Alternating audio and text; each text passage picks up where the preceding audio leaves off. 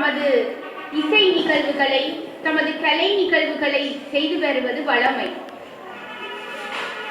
காலம் காலமாக இவ்வாறு செய்யப்பட்டு வரும் இந்த நிகழ்வுகளை இன்றைய காலத்தில் எடுத்து நோக்கினால், இந்த குழந்தைகள்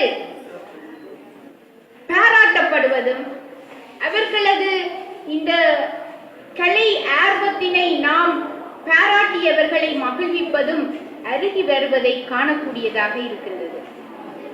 எனவே இந்த நிலை மாற்றப்பட வேண்டும். நமது கூட்டுறவு சங்கங்கள் சமூகத்திற்கான பணியினை சிறப்பாக செய்கின்ற சங்கங்கள். அந்த வகையில் இன்று நமது சமூக அபிவிருத்தி கூட்டுறவு சங்கம் கிராமங்களில் உள்ள குழந்தைகளை அழைத்து நமது இயேசு பிறப்பினை சந்தோஷமாக கொண்டாடும் முகமாக இந்த குழந்தைகளுக்கான கலை ஆர்வத்தை தூண்டும் களத்தினை அமைத்து கொடுத்தமைக்காகவும்,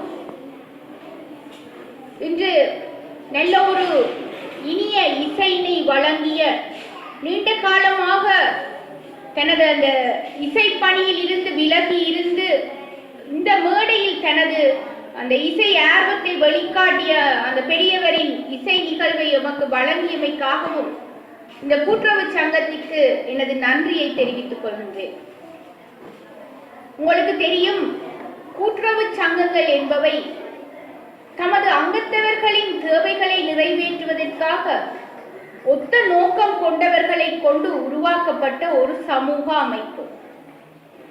எனவே அங்கத்தவர்களின் தேவைகள், அவர்களது விருப்பங்கள் என்பவை கூட்டுறவு சங்கங்கள் மூலம் சமூகத்திற்கு வெளிக்கொணரக்கூடிய ஒரு விடயமாக காணப்படுகின்றது.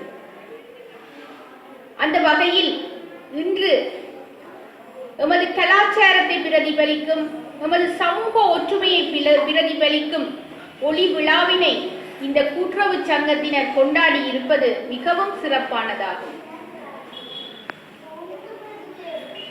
நாம் எல்லோரும் சிறு வயது முதலே கற்றிருக்கின்றோம்.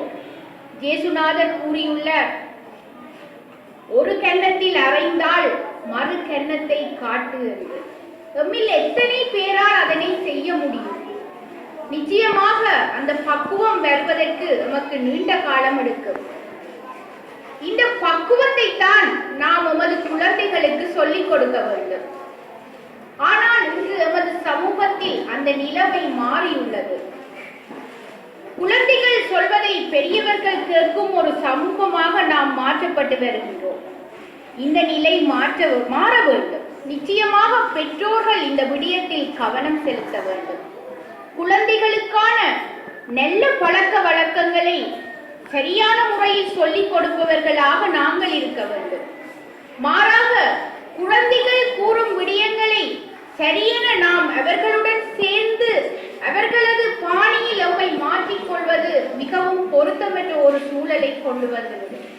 எனவே இயேசுநாதர் நமக்கு கூறியது போன்று, ஒரு கன்னத்தில் அறைந்தால் மறு கன்னத்தை காட்டுவதற்கான அந்த பயிற்சியை நீங்கள் அனைவரும் உங்கள் குழந்தைகளுக்கு சிறு வயதிலிருந்தே சொல்லிக் கொடுக்க வேண்டும்.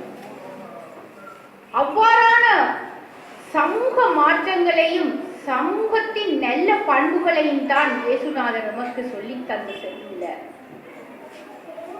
இன்று கூறப்பட்ட ஒவ்வொரு விடயத்தையும் நம்மில் பல பேர் பின்பற்றுவோமானால் நிச்சயமாக எமது சமூகத்தில் நற்பிரஜைகளை நாம் காண முடியும். இன்று உங்களுக்கு தெரியும், எமது வாழ்க்கை அமைப்பு கடந்த காலங்களில் நேரம் போதாமை என்ற ஒரு சொல்லு எம்மில் இருந்து வருவதில்லை. எமக்கு கிடைக்கும் ஓய்வு நேரங்களை நாங்கள் எவ்வாறு செலவழிக்கலாம் என்று சிந்திக்கும் ஒரு நிலைமை காணப்பட்டது. ஆனால் இன்று அது மாறியுள்ளது. எல்லோரும் நேரம் போதவில்லை, நேரம் எமக்கு போதாமையாக உள்ளது என்ற கருத்தை கூறிக்கொண்டு நாம் எம்மையும் எமது குழந்தைகளையும் எமது சமூகத்தையும் சரியாக வழிநடத்த தவறுகின்றோம்.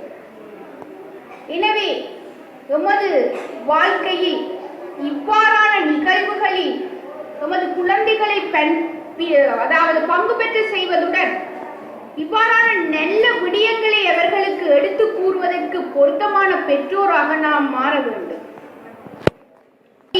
நல்ல நடத்தைகள் நிச்சயமாக வழிகொணரப்படும். அதே போன்றுதான் இந்த சமூகத்தில் எடுத்து பார்ப்பீர்களானால் இந்த முதியவர்கள் தம்முடன் கதைப்பதற்கு யாரும் இல்லை என்று ஏங்குவதுதான் மிகவும் கூடுதலாக உள்ளது.